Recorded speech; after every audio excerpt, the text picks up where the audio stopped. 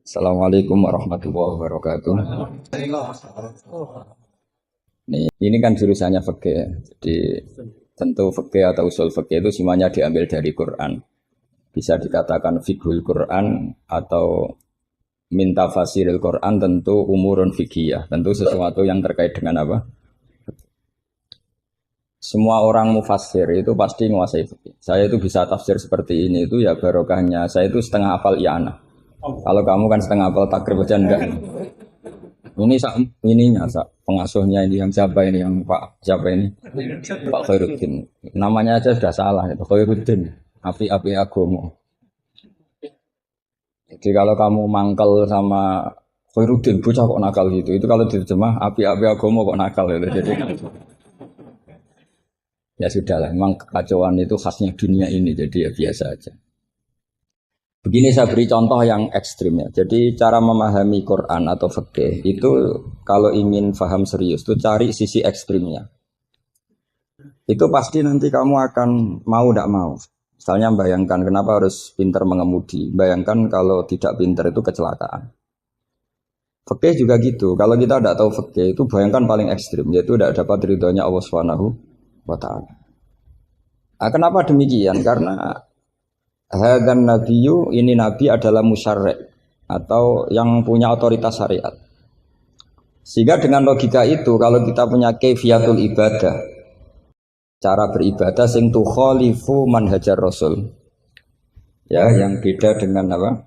Manhajnya rasul. Itu pasti masalah besar.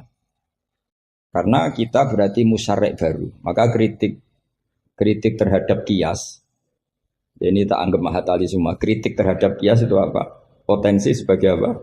Musyarri'. Tapi kritik pada faham zahiri ini tak anggap mahatali betulan karena yang mimpin sudah Khairuddin. Api-api aku. Kacau ini. Jadi misalnya begini. Sesuatu yang sama itu kadang berdasar riwayat itu ketentuannya beda. Misalnya kalau kita pakai urutan dosa akbarul kabair, satu itu al-isyrak billah. Kedua adalah qatlul mu'min. Ketiga adalah az-zina. Tapi kadang-kadang untuk mengisbatkan seseorang musyrik atau mengisbatkan seorang itu sebagai qatil, itu saksinya tidak sebanyak zina. Logikanya kan semakin akbar, semakin saksinya lebih banyak. Tapi kadang secara riwayat tidak. Sehingga apa yang dikatakan agama menurut ahli hadis ad-din war riwayah. Kalau menurut ahli hadis agama itu riwayat. Karena kalau kita melogika takut kita sebagai musyarri', sebagai penentu lain atau rivalitas dari Nabi dalam membuat aturan apa? Syariat. Oposisi ya kira-kira gitu. Sehingga beragama itu harus riwayat. Nah karena beragama harus riwayat itu, saya termasuk orang yang ngapalkan hadis banyak. Saya tuh hafalan saya hadis itu banyak sekali. Bukan karena ingin lulus ma'adali, itu sudah ada ikhlas kalau ingin S1 barang itu. Tapi ya nggak apa-apa, nggak ikhlas juga nggak apa-apa. Semoga dimaafkan Allah. Tapi saya hafal hadis itu bukan niatnya kayak jenengan ingin jadi apa? S1 terus guru TPQ nanti ketemu banyak ustazah yang cantik itu nggak bener itu niat itu. Tapi memang aturannya seperti itu. Saya beri sekian contoh. Kalau agama itu tidak selalu mengikuti logika kita. Saya memberi contoh logika sosial. Karena ini yang paling mungkin dalam perdebatan ijtihad. Kalau ubudiyah kan kita sudah taslim ya. Cara sholat pasti seperti itu. Tapi saya beri contoh sosial. Menurut Anda jujur itu baik apa enggak? Kita pasti mengatakan jujur itu baik. Tapi kebaikan jujur menurut agama itu harus berbasis halal dan haram. Begitu juga senyum, begitu juga komitmen. Itu setelah halal haram. Tadi saya sudah bilang sama Gus Hasan Sadili, akhlak itu di bawah hukum. Andai kan senyum itu ibadah, itu orang-orang nakal yang rayu lelaki hidung belang, itu semuanya tukang senyum. Kadang ustazah sering merengut karena kurang bicara atau apa tidak tahu. Nah, nanti kalau senyum itu ibadah berarti mereka lebih sering ibadah karena sering senyum. Itu kalau sampean maling tidak konangan lapor ke pimpinan, mesti dianggap wah kamu bagus. Karena maling tidak konangan. Tapi ya bagus dalam konteks maling. Kamu judi kemudian kalah, kamu bayarkan sama yang menang. Kamu ya dipuji, pejudi yang baik. Karena berkomitmen. Nah kita tidak pernah tahu sebetulnya kata baik itu harus berbasis syariat. Sehingga kita tidak pernah muji senyum itu baik, berkomitmen itu baik kecuali ba'da'an wa faqadzalika kullu syariat Rasulullah sallallahu alaihi wasallam. Sehingga istrinya Nabi itu diajarin syariat itu beda dengan logika. Jadi kalau mbak-mbak ini yang cantik itu sering senyum sama Ustadz ini Pak Khairuddin itu haram. Karena dia pasti GR dianggap cinta. Nah, itu kesunatannya merengut, itu secara agama kesunatannya itu merengut. Apa bahasa Maduranya merengut tuh? Oh. Saya beri contoh, tidak betapa agama itu riwayat. Ya nisa an-nabi lastunna ka ahadim minan nisa. Ini taqaitunna fala takhdu'na bil qawli. Fayatma alladhi fi qalbihi marad. Wahai para istrinya Nabi, jika kamu ngomong sama lelaki lain, fala takhdu'na bil qawli, jangan terlalu sopan. Takhdu'na itu dari kata khudu. Karena kesopanan seorang perempuan cantik pada lelaki yang enggak benar itu mesti ditafsirkan yang macam-macam. Jadi kalau mbak-mbak cantik bilang, monggo Pak Ustadz Khairuddin mampir ke saya. Wah pikirannya, meskipun Ustadz itu mesti pikirannya kemana-mana. Padahal tujuannya mbak-mbak itu mau tanya bab istikhadah. Tapi ini mesti enggak Khairuddin lagi pasti. Sudah agak-agak Saruddin.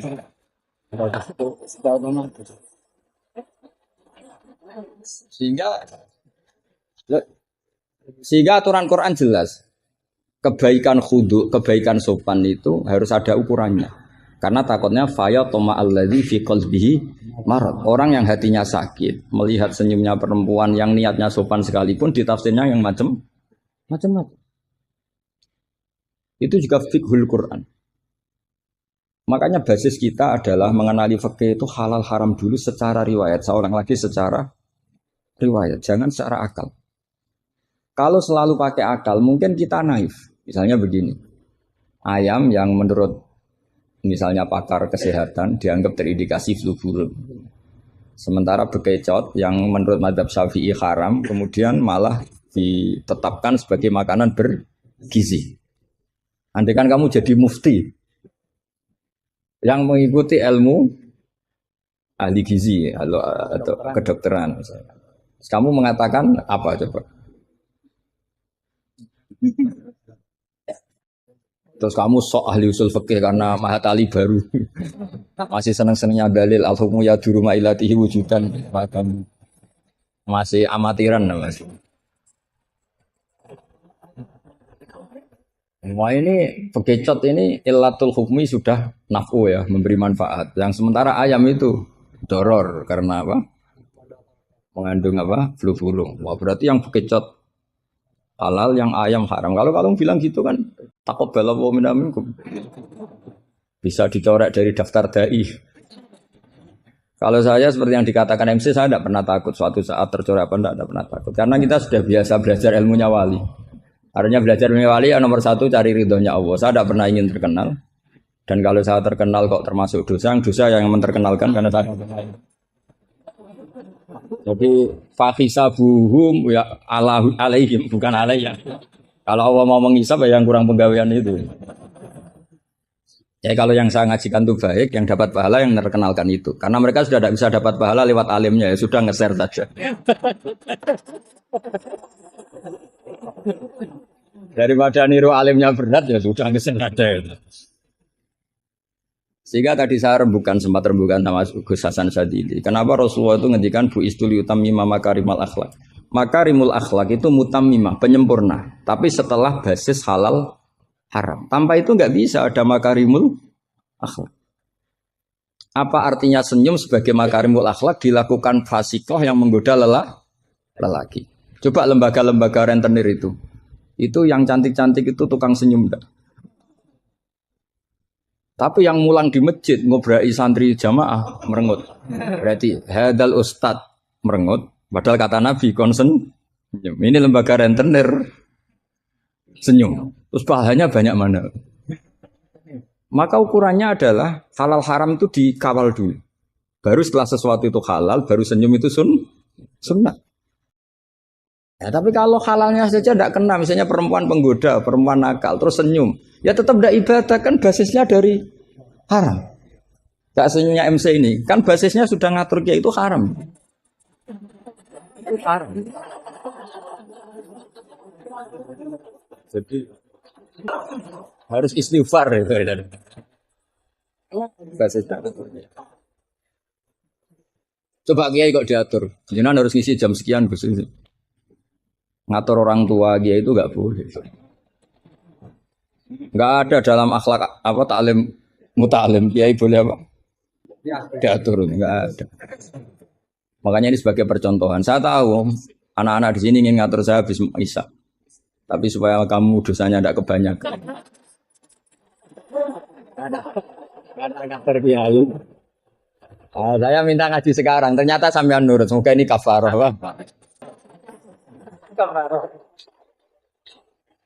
Tidak rileks saja karena haknya ngaji santri itu rileks. Mulai dulu lama kalau ngajar tuh ya rileks. Saya masih ingat jawabannya Mbah Mun. Aku itu sering dikritik orang. Kata Mbah Mun, saya sering dikritik orang kalau ngaji itu guyon. Kamu tahu kan Syekhina Kiai Mbah Mun kalau ngaji kan sering guyon. Banyak kiai khusyuk yang kritik saya. Kiai kok kalau ngaji guyon. Kata Mbah Mun gini, yang nggak bisa guyon itu karena ilmunya pas-pasan. Jadi melihat kitab itu sudah meruntus itu, sudah berubah. Jadi nggak ada waktu untuk guyon. Jadi roh kitab, apalagi dilihat orang banyak, ilmunya kan pas-pasan. Itu pasti nervous dulu itu. Jadi justru kiai guyon itu bukti alim karena masalahnya selesai. Lo coba kalau kamu udah alim ngaji, mbok ahli guyon kayak apa bisa guyon ndak? Oh meriang ini ya jibu taya jibu ini. Enggak pusing. Ini ala kulli mukallafin apa mukallifin sudah pusing lagi. Lama-lama tadi faman mongko sapane wong saraka nyolong sapa man albedo ta ing anduk. Sampai muridnya bingung. Pak, saya punya anak endok. Karena ejaan Latin itu kalau tulisan pegon itu anduk sama endok itu dia bacanya albedo itu bukan endok tapi anduk. Terus kata kiainya karena gak mau kalah. Kan sama, nyuri telur ya haram, nyuri anduk ya haram. Karena gak mau kalah ya. Karena temanya mencuri apa? Mencuri endok sama anduk kan? Sama-sama haram. Yang repot walillahi mulkus samawati wal ardi, Allah punya langit wal ardi lan bom. Karena dia bumi, dia bacanya bom. Ketika diprotes ya sama. Langit dan bom kan ya sama milik Allah. Wah ya repot. Ada orang seperti itu. Jadi untuk mengkaji fiqhul Quran itu pastikan status halal haramnya dulu. Tanpa itu basis makarimul akhlak tidak bisa. Seperti tadi, kesunatan senyum bagi seorang perempuan itu harus berbasis halal pada orang yang halal. Kalau ndak ya tadi fala takhdu'ana bil qauli fayatma alladzi fi qalbihi. Kalau istrinya Nabi saja punya aturan nggak boleh senyum-senyum baik-baik sama lelaki yang nggak jelas-jelas begitu. Apalagi yang nggak istrinya. Itu sudah tak tafsirkan. Dia tadi mbak-mbak yang senyum pada Ustadz Khairuddin mau tanya istikhadah tapi mesti GR-nya ini. Wah, berarti seneng saya. Itu kan parah. Itu fayat ma'alladzi fi qalbihi. Kalau marodonya santri paling banter ingin dinikah. Kalau marodonya orang nakal kan lebih dari itu keinginannya itu. Nah, makanya ngaji fikih itu harus minimal itu ya mu'in, i'anah itu setengah hafal. Kenapa saya syaratkan setengah hafal? Kata ulama-ulama, belajar ilmu itu gampang. Kata beliau-beliau itu at-ta'ahul lil torfi, ya, belajar sebagian tapi sampai ta'ahul, sampai ahli betul. Sumal ihtidak bibagi. Kemudian dari kamu ahli itu, pola-polanya akan kamu ketahui. Karena ilmu itu mesti polanya sama.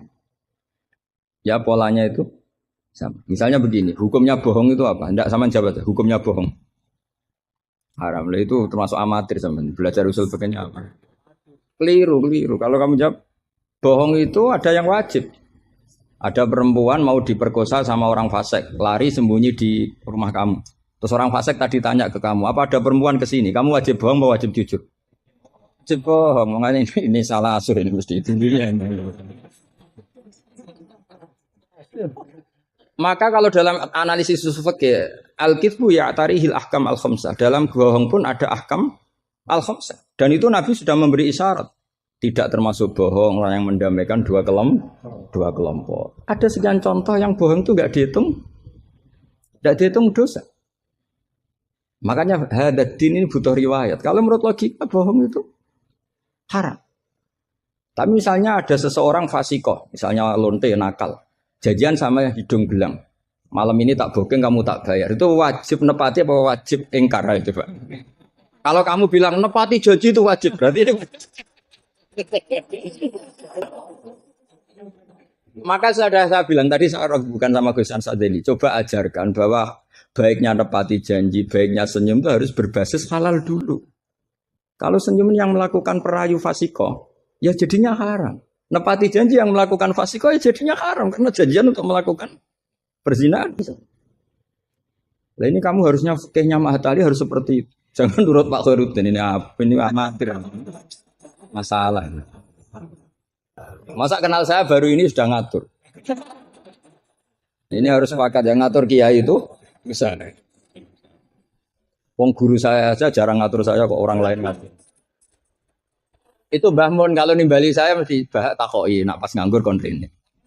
Ini ndak ngundang tanggalnya, jamnya diatur. Semoga Allah mengampuni.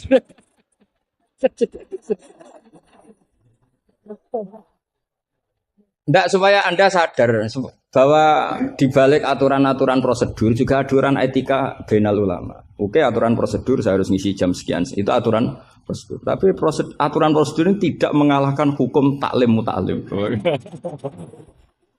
Makanya semoga ngerubah jadwal ini bagian dari kafaroh ya. Saya teruskan. Jadi fikih itu harus Anda itu harus setengah hafal. Ya minimal takrib mu'in. Nah, barokahnya setengah hafal ini kamu punya basis. Basis, kalau basisnya kuat nanti bisa ihtidak ila bagihi. Misalnya begini. Kalau kamu maknani qasrul sholat itu apa? Coba. Tidak jawab saja. Meskipun amatir jawab saja. Qasrul sholat. Apa gurunya yang tak tanya? Nanti kalau nggak tahu malu kan. Ya kalau murid nggak benar kan pantas. Meskipun nanti nggak benar saya nyalakan gurunya juga. Coba jawab, qasrul sholat itu apa coba? Loh iya, maksudnya gimana? Dari 4 menjadi 2. Kalau dari 3? Enggak kan? Dari 2? Enggak bisa. Itu pengetahuan standar ya. Amatir. Tapi cukup lah. Cukup untuk ngelamar anak Pak Kaji itu sudah. Tapi sebetulnya ada qasrul sholat yang makna lain, yaitu minal wujub ila tarkil wujub, atau minal haram menjadi tidak haram, atau minal ibtal atau mubtilat menjadi tidak mubtilat. Karena ayat itu turun ketika perang. Wa idza darabtum fil ardi falaysa 'alaikum junahun an taqsuru minas sholat. Itu ulama tafsir itu ijma, dan ini Anda pasti tidak tahu. Karena gurunya aja belum tahu ini. Itu sebetulnya ayat itu bukan turun tentang rubaiyah menjadi sunaiyah. Tapi tentang hamlud dam fi sholat itu enggak boleh. Tapi gara-gara perang menjadi boleh. Bergerak salah sukharokatin mutawaliyatin normalnya enggak boleh, gara-gara perang menjadi boleh. Maka di situ maknanya qasrul sholat adalah minal wujub menjadi tidak wujub, minal ibtal menjadi tidak ibtal. Tapi kan kita kan dari dulu belajarnya amatiran gini. Jadi ya sudah qasrul sholat pokoknya papat jadi 2. Itu sudah pinter, sudah dapat. Makanya di antara terusannya ayat itu kamu harus membawa pedang. Karena padahal membawa pedang ini kadang mulat toh bidam, pedang ini penuh dengan darah. Jadi antak suruh minas sholat tentu makna pokoknya seperti tadi 4 menjadi 2. Tapi ada makna yang justru dibawa oleh sejarah ayat itu sendiri, yaitu normalnya orang sholat tidak bawa darah tapi ditoleransi saat perang. Nggak boleh gerak, ditoleransi saat perang. Misalnya sholat, istiqbalul kiblat wajib tidak? Wajib. Tapi fi syiddatil khaufi wajib tidak? Tidak. Nah itu ya qasrul sholat namanya. Jadi kosru maknanya mencendak, memperpendek dari syarat misalnya 100 atau 10 menjadi tinggal 4. Jadi kosru itu misalnya syara itu sihati sholat 10 gara-gara sidatul khauf menjadi 4. La minas asroh ilal arba'ah ini juga kosru. Paham tak ya? Enggak, kalau ilmu yang kelas tinggi nerangkan ustadznya. Nanti muridnya tanya ustadz. Jadi artinya apa? Kamu bisa memahami gitu tuh kalau mutabakhir bil arabiyah. Karena dari awal maknanya kosru itu nyendak. Nyendak itu bisa tadi dari syarat 10 menjadi 4. Itu juga kosru. Coba dalam sholat sidatil khaufi yang dikurting berapa coba? Yang didiskon. Bisa gerak lebih dari 3 kali. Boleh hamlun najasah yaitu hamlut dam. Boleh tidak istiqbalul kiblat. Bahkan mungkin boleh ngomong dengan kadar yang penting untuk keselamatan orang Islam. Misalnya ada orang Abu Jahal mau bunuh Ustaz Khairuddin, kan bahaya bagi agama ini. Kalau Khairuddinnya meninggal. Terus kamu bilang, ya Ustaz, memperingatkan dia supaya tidak dibunuh. Kalam seperti ini juga tidak membatalkan sholat. Karena tidak dianggap ajnabi. Meskipun ini sangat mufhim, bukan sekedar karena beberapa kalimat. Nah seperti ini itu namanya juga qasrus sholat. Tapi kita kadang-kadang terjebak. Qasrus sholat itu maknanya ya dari rubaiyah menjadi sunnahnya. Tapi kalau kamu nanti ngaji tafsir, ya maksudnya yang sekelas ini ya jangan hanya tafsir Jalalain, itu nggak ada. Nanti kamu protes, Gus Pak sudah tak cari di Jalalain nggak ada. Yang mesti nggak ada. Ya minimal ya tafsir yang 10 jilid. Yang belinya saja sudah susah apalagi bacanya. Ya kan yang belinya aja sudah apalagi bacanya. Kalau pakai Maktabah Syamilah itu kitab bakhil itu namanya. Orang kok gak mau modal itu. Beli HP 3 juta mau, pas mau beli kitab hanya pakai Maktabah Syamilah. Berapa harganya? 20.000. Itu kriminal menurut saya itu. Untuk calon ulama itu masalah. Karena kalau tradisinya ulama kan baca kitab, ditakriri, dibandingkan, terus dimuqabalahkan. Nah kalau kutub Maktabah Syamilah mau kamu takriri gimana ya? Apalagi nyuwun sewu kalau ada tahrif atau apa kita ada ikut tanggung. Saya itu punya kitab Ihya itu kalau enggak 5-6 dari beberapa percetakan yang beda karena takut kadang tahrif. Apa? Tahrif itu potensinya begini. Makanya saya sarankan kalau Anda ingin mengkaji tafsir itu minimal i'anah itu setengah hafal. Karena dari hafal, kenapa saya milih i'anah? Karena qoribu ahdin bina, dekat sekali dengan kita. Misalnya sanad saya, misalnya saya Mbah Mun, Mbah Karim, Mbah Hashim pernah ngaji Syekh Mahfud Termas ngaji Sayyid Abi Bakar Sato Sohibul I'anah. Kalau saya sanad dari keluarga saya, malah mbah saya kandung, itu pernah ketemu sama Sayyid Abi Bakar Sato, pernah ngaji. Kalau sanad guru memang saya harus muter sampai 5. Di sebelah kiri juga sama, mbahnya istri saya namanya Mbah Murtado, sama mbahnya Mas Kamil itu pernah ngaji Sayyid Abi Bakar Sato. Sama saya tak cerita. Misalnya begini, ada kitab itu membuang la, dengarin ya, membuang la. Itu kalau Anda yang hanya belajar di Mahatali seperti ini, mungkin buang la itu aneh, karena la itu kata inti, tidak itu kan kata inti. Tapi di orang Arab, buang la itu biasa. Jika tafsir Jalalain selalu mengatakan la uqsimu bihadzal balad, la uqsimu biyaumil qiyamah, la zaidatun, la difonis ya zaidah. Wong la itu maknanya tidak kok dikatakan zaidah. Karena memang dalam muhawaratul Arab atau muhadatsatul Arab, mereka bilang la wawa. Orang Arab itu kalau bilang wawa itu enggak marem kalau tidak dimuqaddimai la wawa. Sehingga la difonis zaidah. Tapi problem dikatakan zaidah begini, apa betul iya? Karena kebalikannya juga ada. La itu ada tapi di lafadz tidak ada. Maksudnya di lafadz tidak tertera. Misalnya wa'alal ladzina yutiqunahu fidyatun ta'amu miskin. Coba kalau kamu maknani tanpa la, orang yang mampu puasa pun enggak maknani tanpa la. Makanya tadi mukadimah saya kan kalau ingin belajar ilmu cari sisi ekstrimnya. Misalnya kalau kamu kangkang itu jelek, bayangkan kalau untuk cah jelek, tahu-tahu anak kamu jelek banget gitu. Itu kan cari sisi ekstrimnya. Itu kan tahu-tahu anak kamu nyesal punya bapak dan ibu kamu. Karena sekali pesek keriting, bojomu ya pesek keriting, terus anakmu kayak orang Afrika.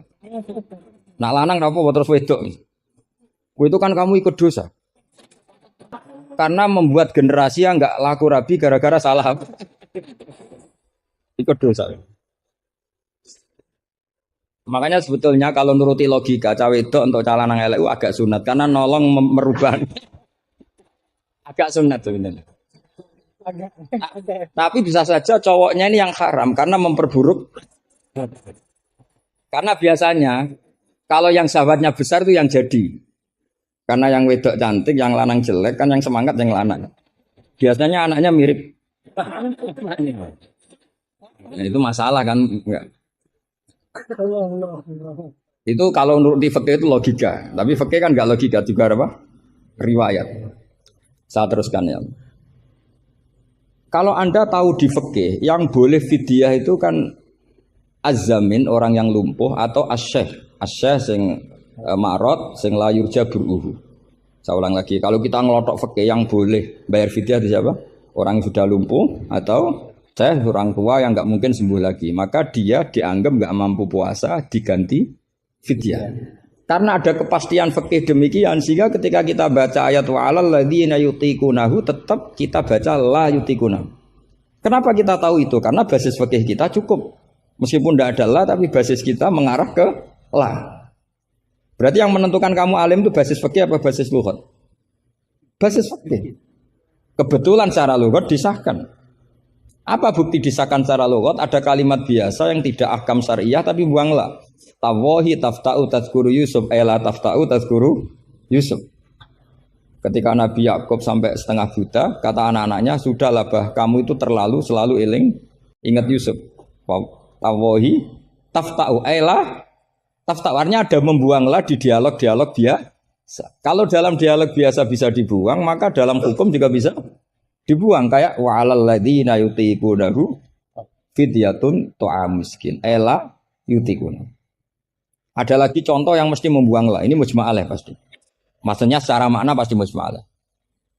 Mungkin ada yang mengkaji fikul Quran. Ada ayat di bab kalalah itu yastaftuna qulillahu yuftikum fil kalala ini mruun halaka laisa lahu waladu wa lahu ukhtun falaha nisuma tarok sampai saat terusnya terus ditutup apa yubayyinu wallahu lakum an tadillu. Coba maknani tampallah.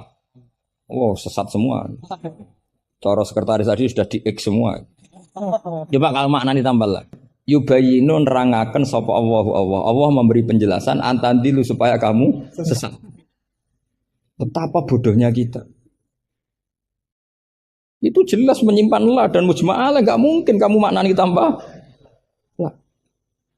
Karena kalau tambah la maknanya Allah memberi penjelasan agar kamu sesat. Itu mbok guru paling goblok pun enggak akan segoblok itu gitu.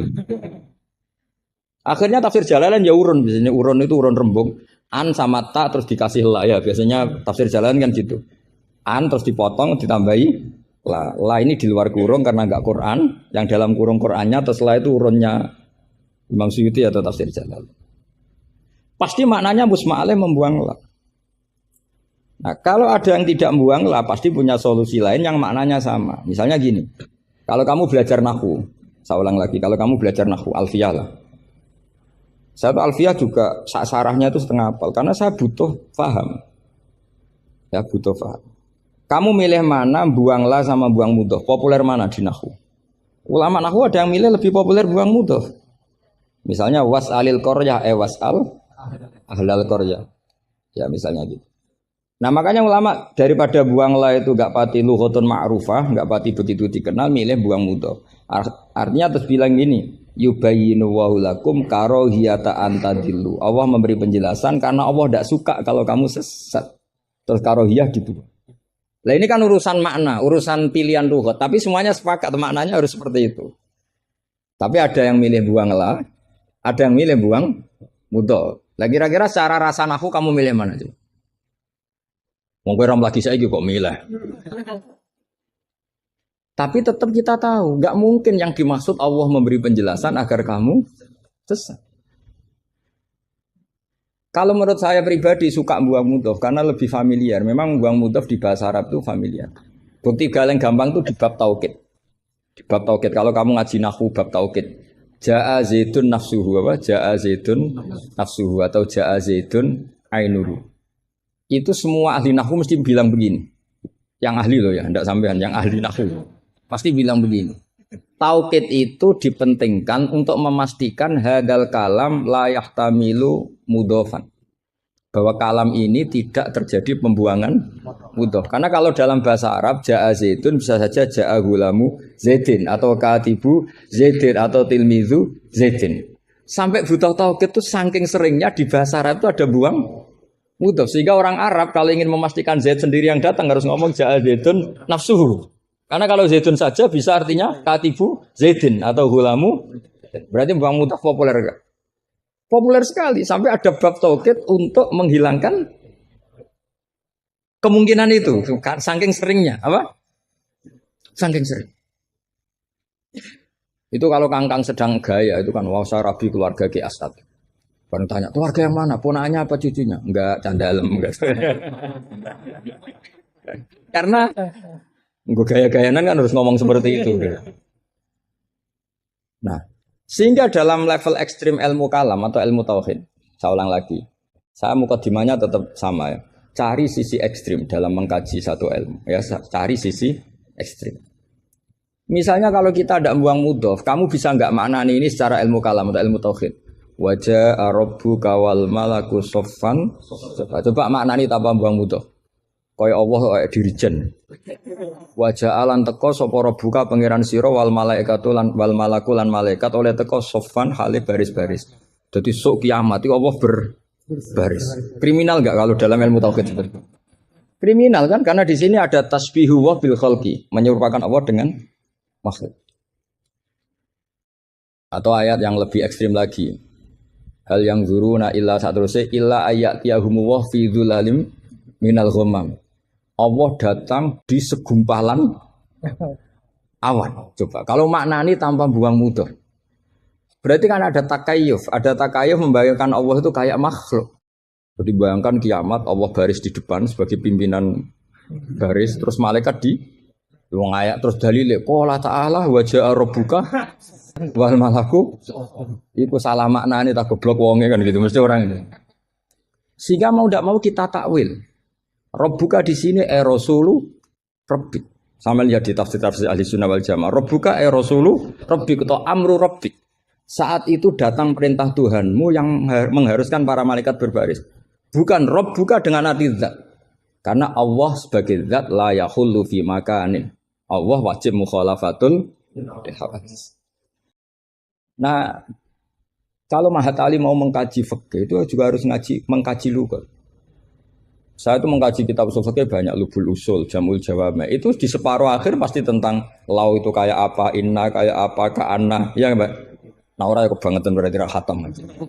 Karena nggak bisa kita mengkaji usul fikih tanpa tahu aturan-aturan lughat karena ilmu itu didapatkan dari Quran dan Quran adalah wa innahu latanzilu rabbil alamin nazala bihir ruhul amin ala qalbika litakuna minal munzirin bilisanin Arabi mubin. Jadi hadal Quran al-lisanul arabi. Kamu enggak tahu lughat enggak bisa.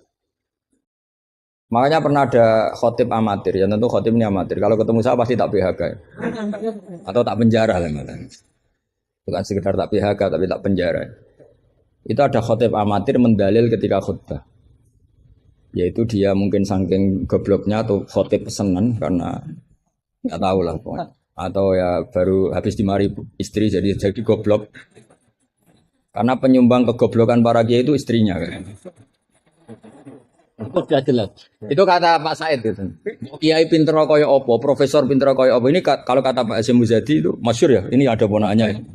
Banyak profesor yang menjadi goblok karena apa? Istrinya. Jadi sudah belajar teori macam-macam pas mau ke kampus dibentak istrinya. Itu sudah di kampus blank. Hilang gitu. Kiai juga gitu, ilmu sudah disiapkan mau bentak itu tuntas.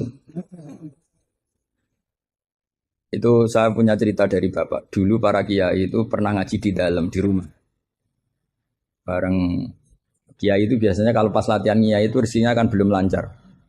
Karena ya biasalah diuji sama Allah. Dia agak-agak miskin atau ya miskin betul memang. Itu istrinya kan marah-marah. Ya, karena ngajinya di rumah itu sampai istrinya santrinya itu dengar. Yus kono anakmu pakani kitab. Maksudnya itu. Wong wayahe blonjo kok tetep ngaji. Akhirnya terus kiainya bilang, "Wis ngaji ning pondok, ngaji ning pondok." Jadi kiai ngaji di pondok itu karena tragedi itu awal. Itu awal awal peralihan dari rumah ke pondok. Semenjak itu kayak jadi mujma'ah kalau ngaji di pondok saja. Ya, karena itu tegangannya lebih lebih aman, lebih aman. Jadi kalau ada kiai kok berani ngaji di rumah jam belanja, wah. Kalau habis sisa nggak keren. Karena istri sudah mandi, sudah aman semua. Setengah 7 pagi. Jadi kalau ada kiai berani ngajar di rumah jam-jam belanja itu tak puji. Apalagi berani di istri kedua, oh tambah hebat. Tambah hebat. Ada yang berani. Terus nggak ada masalah. Apa ada masalah disembunyikan? Banyak, mesti banyak. Saya teruskan. Di sini ada yang hafal Quran santri kamu? Ada. Gurunya hafal nggak? Itu masalah. Bid'ah itu termasuk. Muridnya hafal, gurunya enggak. Si khotib tadi dalil begini. Wala tangkihul musyrikati hatta yu'min. Yaitu tentu nakaha itu hanya muta'addi lima fulin wahid. Ya saya ulang lagi, nakaha itu muta'addi lima fulin wahid. Yang binafsihi ya. Yang apa? Binafsihi. Kamu harus belajar nahwu. Saya bisa tafsir seperti ini ya barokahnya saya pernah nakriri alfiyah, saya pernah. Sampai sekarang saya tuh masih belajar ilal. Kamu jangan kira saya sampai sekarang masih belajar ilal. Karena saya tahu ilmu ini sudah mau mati. Karena yang Mahatali aja tidak mesti bisa, apalagi yang enggak. Padahal maknanya Mahatali itu apa? Kelas tinggi. Buat tinggi bingungnya, buat ilmunya ada tahu. Al-ali fitahayyur au fil apa ada. Alinya kan kalau dalam ilmu balaghah, kalau makmul dibuang itu umum, jadi nggak jelas al-alifi apa kan nggak jelas, karena makmulnya dibuang. Jadi ini bukan saya gojlok, memang secara ilmu balaghah gitu, kalau makmul dibuang itu umum. Jadi harusnya sampean tanya, Pak ini ali apanya Pak? Ali ilmunya apa ali? Karena tadi kadang santri itu nggak berani boyong. Saya pernah punya cerita unik dari Mbah Mun. Kiai itu latihan ya, jadi kiai itu latihan. Kata Mbah Mun gini, saya itu pernah husnudzon sama santri yang kalau perainan itu tidak pulang. Itu Mbah Mun anyaran Kiai itu dipuji, wong perainan kok tidak pulang, berarti capek, tak sergep itu. Tapi Mbah Mun itu betapa kecewanya ketika santri itu dipanggil, "Cung, perainan kok tidak pulang kenapa?" Nah, ning omah kan ngarit, Mbah.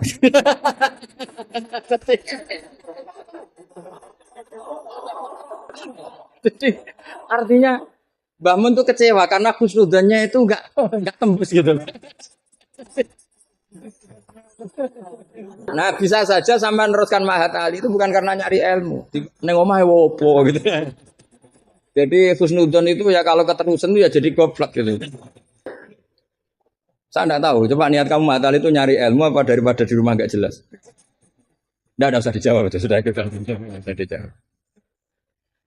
Ya wala tangkihul musyrikati hatta yu'min. Terus wala amatum mu'minatun khairum min musyrikati walau ajabatkum. Karena depannya wala tangkihu, berarti maknanya kan gini.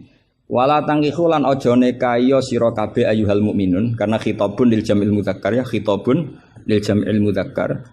Al musyrikati yang pira-pira wedok musyrikah, perempuan musyrikah. Nah, karena depannya bi fathita, saya ulang lagi karena depannya bi fathita. Ayat yang kedua atau aliniyah kedua ya, aliniyah kedua atau qadhiyah kedua. Itu tetap dibaca wala tangkihul musyrikina hatta yu'min. Tetap dibaca wala tangkih. Itu sehingga orang Arabia enggak hafal Quran tapi dia malakah bil Arabia. Saya ulang lagi, dia ada ahli Quran tapi malakah bil Arabia karena dia dzauqus salim, al-urbul khulsu, dia orang Arab asli yang belum tercampuri oleh mu'arrab, oleh Arab-Arab palsu. Tidak Arab muwalladin kalau dalam bahasa balaghah. Terus bilang gini, ya khotib katanya Pak Khotib, apa betul itu Quran? Kalau itu betul Quran, saya kecewa dengan Quran. Kan? Karena maknanya menjadi gini. Wala tangkihulan ojo nekai siro kabeh para mukmin lelaki. Karena khitabun jamil mudzakkar. Al musyrikina ing lanangan musyrik. Yang mau nikah sama lelaki musyrik itu ya siapa? Mbok ndak usah dilarang ya ndak akan kita lakukan gitu. Mas, artinya gini kan menjadi tidak mutu kan. Misalnya saya ngandani jenengan. Cong Kang, ini kan kalau di sini bahasa Madura Kang ya Kang sama. Kang kowe aja nikah mbek Pak Khairuddin. Loh, enggak usah dilarang juga enggak akan kamu lakukan. Bisa muta-muta kamu kalau nikah sama lelaki kan gitu. Tapi kalau dibaca bi fathit ta maknanya seperti itu. Kalau bi fathit ta maknanya seperti itu. Maka semua ulama qurra ijma, saya ulang lagi ijma bacanya bidomit ta apa? Sehingga maknanya gini, wala tungkihu lan ojo nekahno sira kabeh para wali, terus maf'ul awalnya dibuang banatikum ing pira-pira anak wedok sira kabeh atau mauliyatakum ing wong wedok sing mbok waleni sira kabeh. Jadi hadil ayat khitabun lil auliya wala tungkihu ayyuhal auliya wala tungkihu lan ojo nekahno sira kabeh para wali banatikum ing pira-pira anak wedon sira kabeh mbok nekahno al musyrikin ing lanangan musyrik. Itu baru benar. Kebetulan di Jumatan itu ada orang alim. Ya orang alim itu bisa saya, bisa Pak Khairuddin. Tapi andaikan di polling pasti orang milih saya. Ya. Maksudnya sementara ini, tapi nanti nggak tahu saya. Kalau dia sregep terus nyalip saya nggak tahu. Tapi itu agak mokhal itu. Agak mokhal. Ya setidaknya mokhal adatan, bukan mokhal yang ya, mokhal ya. Mokhal adatan ya, bukan mokhal yang kotan tapi mokhal apa? Adatan. Ya bukan mokhal aklan ya. Terus ada kiai bilang gini, ndak itu yang salah ndak Qur'annya, khotibnya. Itu semua Quran bacanya bidomit. Maka kalau sampai mengkaji Quran itu harus seperti ini, cari sisi ekstrimnya. Betapa fatalnya kalau kita salah harokat. Tapi dengan membayangkan gitu kan, apa salah harokat kan buruk betul gitu, karena maknanya jadi parah ya, bisa berubah. Sehingga kita lah, tapi karena orang kadang wala tangihu itu bifathit ta terus belakangnya ikut dibaca wala tangihu. Coba kalau kena adzauqus salim minal urbil khulsi, orang Arab yang masih murni itu iskal betul. Karena maknanya menjadi dan jangan kalian menikah sama lelaki musyrik. Gua enggak usah dilarang ya. Ya gak akan terjadi. Nah, terus kembali lagi ke fikih. Jadi pastikan fikih dulu. Kalau fikih sudah dipastikan, kamu baru tahu tentang lughatul Arabi atau istimalul Arabi atau al-lughatul Arabiyah. Tapi saya bahasakan lisanul Arabi. Saya beri contoh.